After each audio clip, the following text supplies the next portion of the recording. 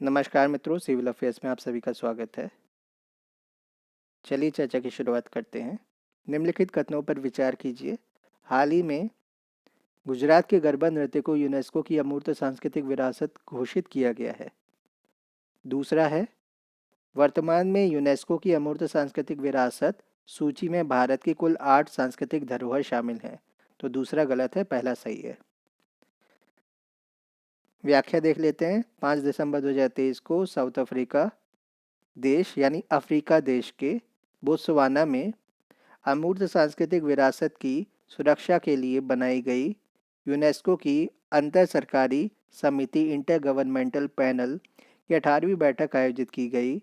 इस दौरान अमूर्त सांस्कृतिक विरासत की सुरक्षा के लिए 2003 कन्वेंशन के तहत गरबा नृत्य को यूनेस्को की सूची में शामिल करने की घोषणा की गई। संयुक्त राष्ट्र की संस्था यूनेस्को ने गुजरात के पारंपरिक गरबा नृत्य को अपनी सांस्कृतिक विरासत सूची में शामिल करने का निर्णय लिया है। इसके साथ ही गरबा नृत्य यूनेस्को की सांस्कृतिक विरासत का दर्जा प्राप्त करने वाला भारत की 15वीं विरासत है। भारत में यूनेस्को द्वारा मान्यता प्राप्त कुल 42 मूर्त विरासत धरोहर स्थल हैं, जिसमें 34 सांस्कृतिक, 7 प्राकृतिक और 1 मिश्रित स्थल शामिल है। 15 अमूर्त सांस्कृतिक विरासतें हैं। दिसंबर 2023 में यूनेस्को ने किस भारतीय स्थल को यूनेस्को एशिया पैसिफिक सांस्कृतिक विरासत संरक्षण पुरस्कार अवार्ड ऑफ एक्सीलेंस से सम्मानित किया?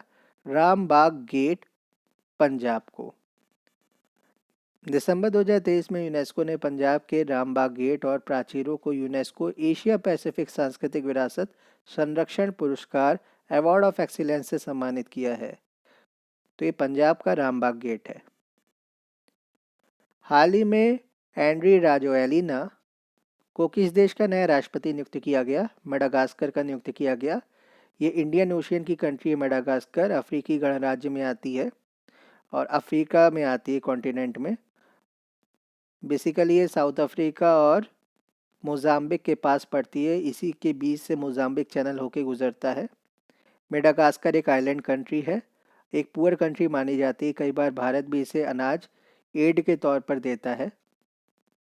हाल ही में एंड्री राजोएलिना को मेडागास्कर का नया राष्ट्रपति नियुक्त किया गया है। 1 से 5 दिसंबर 2023 तक इस स्थान पर 5वें वैश्विक आयुर्वेद महोत्सव का आयोजन किया गया।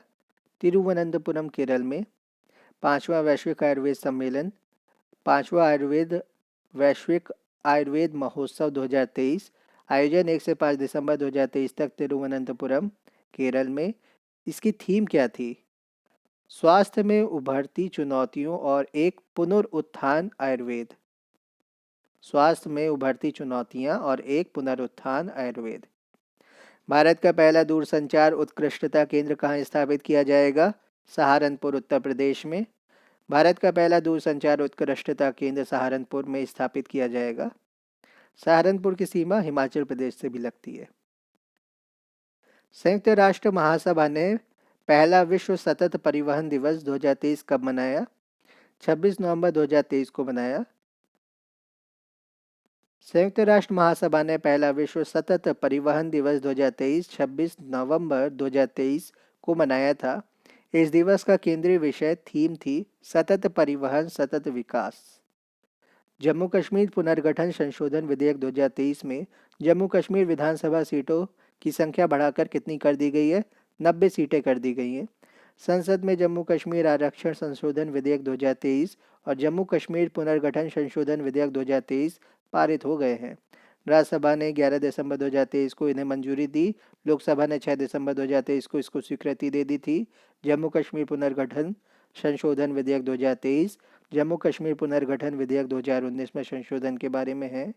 इस विधेयक में जम्मू कश्मीर विधानसभा में कुल 83 सीटों को निर्दिष्ट करने वाले 1950 के अधिनियम की दूसरी अनुसूची में संशोधन किया गया था।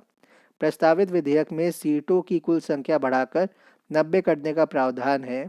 इसमें अनुसूचित जातियों के लिए 7 और अनुसूचित जनजातियों के लिए 9 सीटों का प्रावधान किया गया है।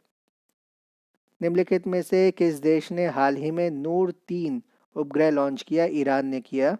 नूर-3 एक सैन्य उपग्रह है जिसे ईरान के द्वारा लॉन्च किया गया है।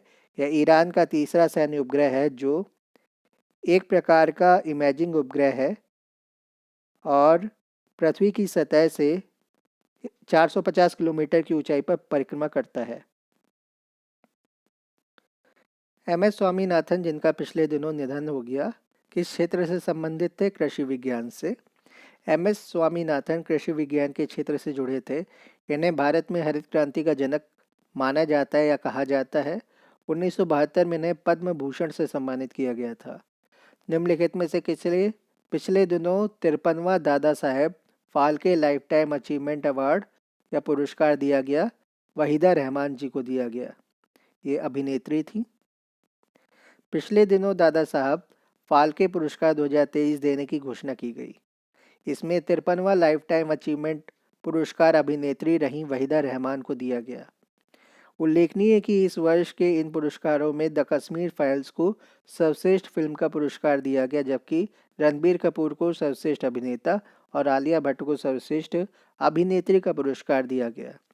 पिछले दिनों चर्चा में रहे फाइव आइज गठबंधन में निम्नलिखित में से कौन सा देश शामिल नहीं है? तो फाइव आइज में भारत शामिल नहीं है। फाइव आइज में बेसिकली इंग्लिश कंट्रीज आती हैं, जिसमें यूएसए, कनाडा, इंग्लैंड और न्यूजीलैंड, ऑस्ट्रेलिया आती हैं। फाइव आइज गठबंधन एक खुफिया गठबंधन है जो इसके सदस्य देशों के बीच सिग्नल इंटेलिजेंस के क्षेत्र में सहयोग को बढ़ावा देता है। इस गठबंधन में शामिल देश हैं ऑस्ट्रेलिया, न्यूजीलैंड, यूएसए, कनाडा और यूनाइटेड किंगडम। भारत ने पिछले दिनों निम्न में से किस देश के साथ द्विपक्षीय सैन्य अभ्यास युद्ध अभ्यास 23 में भाग लिया? यूएसए के साथ लिया। तो पिछले दिनों भारत और संयुक्त राज्य अमेरिका दोनों ने एक साथ मिलकर के द्विपक्षीय सैन्य अभ्यास युद्ध अभ्यास 23 का आयोजन किया। इसका आयोजन यूएसए के अलास्का में हुआ है या किया गया। अलास्का एक ऐसी जगह, एक ठंडा प्रदेश है जो नॉर्थ अमेरिका कॉन्टिनेंट में आता है। इसकी सीमा रूस के साथ लगती है। सीमा लगती क्या है? इस 4 किलोमीटर की डिस्टेंस है अलास्का और रूस के बीच में, और बेसिकली 70 से 80 किलोमीटर के डिफरेंस मेन लैंड के बीच में है, और जो दो एक आइलैंड है उन आइलैंड के बीच में 4 किलोमीटर की डिस्टेंस है। बेरिंग जल संधि इनके बीच में पड़ती है, बेरिंग स्ट्रेट पड़ती है रूस और अलास्का के बीच में। 19वें एशियाई खेलों के उद्घाटन समारोह में भारत के ध्वजवाहक निम्न में से कौन थे?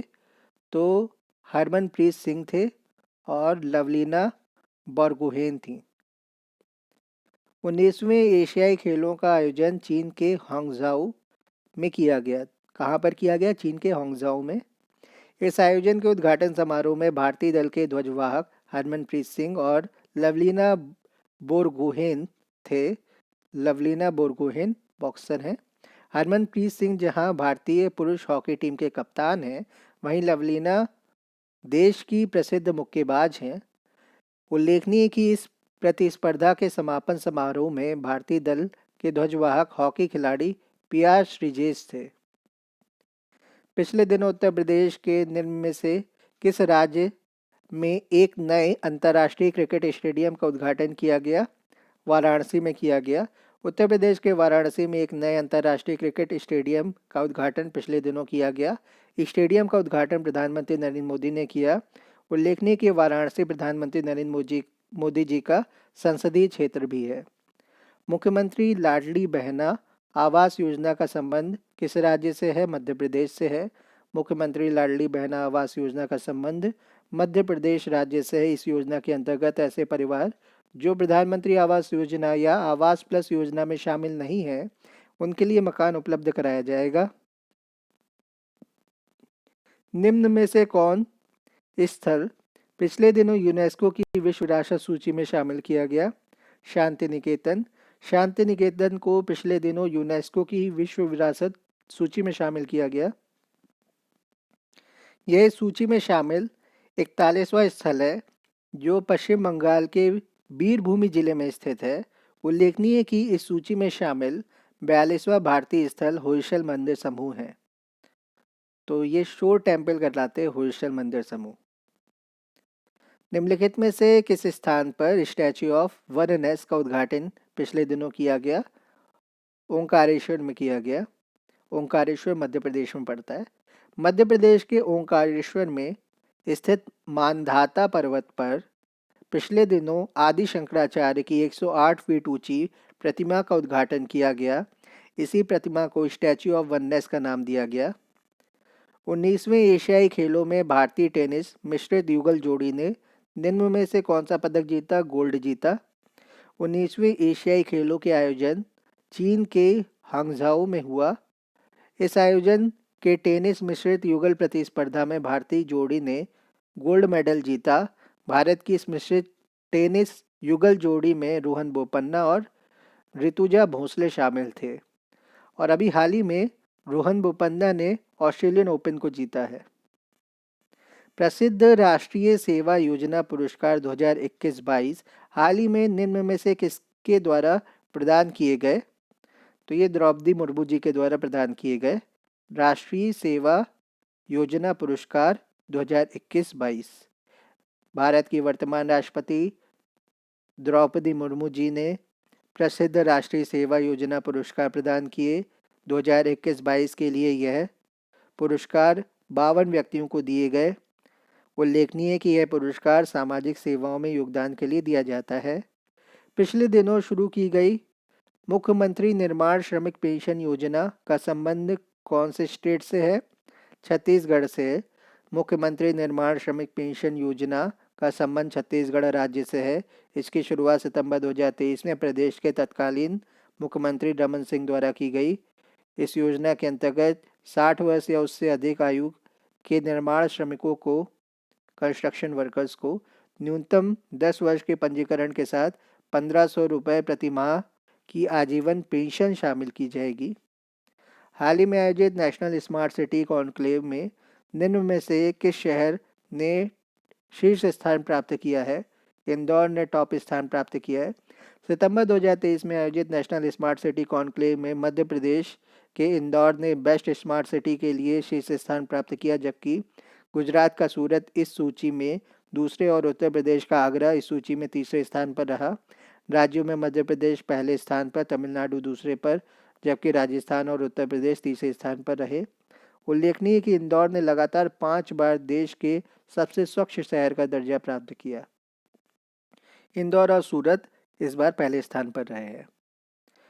पिछले दिनों चर्चा में रही पहल 1 तारीख 1 घंटा 1 साथ का संबंध किससे है? स्वच्छता से है। प्रधानमंत्री नरेंद्र मोदी ने सितंबर माह के आखिरी सप्ताह में अपने मन की बात संबोधन में 1 तारीख 1 घंटा 1 साथ पहल का आह्वान करते हुए देशवासियों से 1 अक्टूबर के दिन स्वच्छता के क्षेत्र में योगदान करने की अपील की। इसे महात्मा गांधी की जयंती के पूर्व संध्या पर उन्हें दी गई स्वच्छांजलि के रूप में मनाया गया। क्या है ये? स्वच्छांजलि है, जो महात्मा गांधी जयंती के पूर्व संध्या पर उन्हें दी जाएगी या दी गई थी। यमुना एक्सप्रेसवे औद्योगिक विकास प्राधिकरण द्वारा निम्न में से किस स्थान पर एक ओलंपिक गांव स्थापित करने का प्रस्ताव दिया गया? गौतम बुद्ध नगर यानी नोएडा में। यमुना एक्सप्रेसवे औद्योगिक विकास प्राधिकरण यीडा ने पिछले दिनों राज्य के गौतम बुद्ध नगर में एक ओलंपिक शहर और एक ओलंपिक गांव की स्थापना का प्रस्ताव दिया है। बताया जाता है कि यह शुरुआत वर्ष के भारत के 2036 ओलंपिक खेलों की मेजबानी के दावों को आधार प्रदान करेगा। तो 2036 में भारत मेजबानी करेगा ओलंपिक की। उसमें गुजरात और उत्तर प्रदेश के गौतम बुद्ध नगर दोनों जगह पर ओलंपिक सिटी बनाई जा रही है।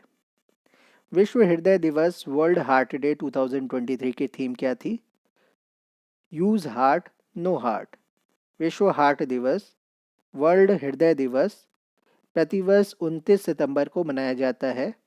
वर्ष 2023 के लिए इस दिवस की theme use heart know heart है। बताया जाता है कि हृदय संबंधी बीमारियां वैश्विक स्तर पर मृत्यु के प्रमुख कारणों में से एक है और एक स्वस्थ जीवन शैली अपना कर ही इसे रोका जा सकता है। आजकल देखा जा रहा है कि कोविड-19 के बाद पोस्ट कोविड एरा में लोगों को हार्ट डिजीज़ बहुत ज़्यादा हो रही है। लोगों की हार्ट की वजह से, हार्ट फेलियर की वजह से ये हार्ट अटैक की वजह से मृत्यु हो रही है, जो बहुत कम एज में भी देखी जा रही हैं। तो उसके लिए वर्ल्ड हार्ट डे प्रतिवर्ष 29 सितंबर को मनाया जा रहा है और बहुत सारे कॉशंस एंड प्रिकॉशंस लिए जा रहे हैं। माइकल गैबॉन, जिनका हाल ही में निधन हो गया, किस क्षेत्र से जुड़े थे? अभिनय क्षेत्र से जुड़े थे। माइकल गैम्बॉन, जिनका हाल में निधन हो गया, हॉलीवुड के प्रसिद्ध अभिनेता थे। इन्होंने हैरी पॉटर सीरीज की फिल्मों में प्रोफेसर डम्बलडोर की भूमिका निभाई थी। तो वही डम्बलडोर हैं जो बड़ी दाढ़ी वाले, सफ़ेद दाढ़ी वाले थे डम्बलडोर, जो अपनी छड़ी से अपनी यादों को निकाल करके पानी में डाल देते थे। ग्लोबल इनोवेशन इंडेक्स 2023 में भारत निम्न में से कौन से स्थान पर है? तो इनोवेशन इंडेक्स में भारत है 40वें स्थान पर। ग्लोबल इनोवेशन इंडेक्स 2023 में भारत 40th स्थान पर है, 40th, 40वें स्थान पर। उल्लेखनीय है कि सूचकांक का प्रकाशन वैश्विक बौद्धिक संपदा संगठन वीपो, वर्ल्ड इंटेलेक्चुअल प्रॉपर्टी ऑर्गेनाइजेशन द्वारा प्रतिवर्ष किया जाता है। इस वर्ष की रैंकिंग में स्विट्जरलैंड टॉप पर रहा, स्वीडन दूसरे पर, यूएसए तीसरे पर। सितंबर 2023 में किस ऑनलाइन प्लेटफॉर्म ने अपनी स्थापना के 25 साल पूरे किए? गूगल ने किए। विश्व भर में प्रसिद्ध सर्च इंजन गूगल ने पिछले दिनों अपना 25वां बर्थडे मनाया, जन्म दिवस, अर्थात इस प्लेटफॉर्म की स्थापना के 25 साल पूरे हो गए।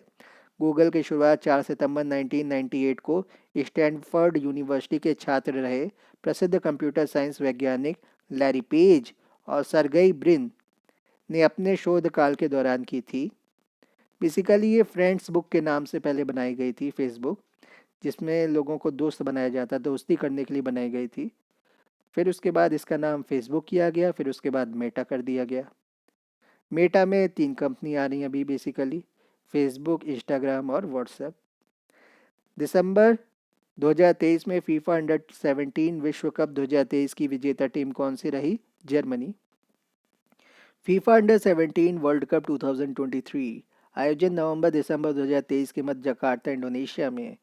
विजेता जर्मनी, उप विजेता फ्रांस, तीसरा स्थान माली को मिला है।